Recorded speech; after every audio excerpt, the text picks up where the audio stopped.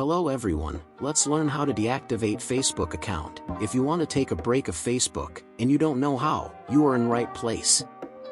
Before we start, leave a like and subscribe for more tutorial.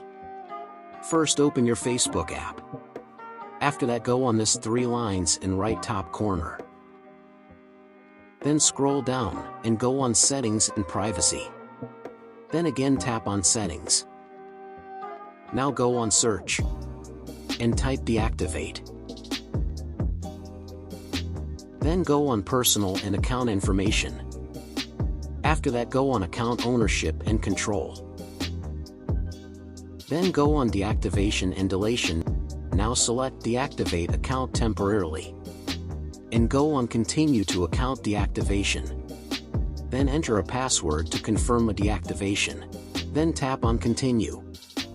And select reason why you want to deactivate. And go on Continue, and you are finished. So that is OT for this video. If this video like you, leave a like and subscribe for new one. Goodbye.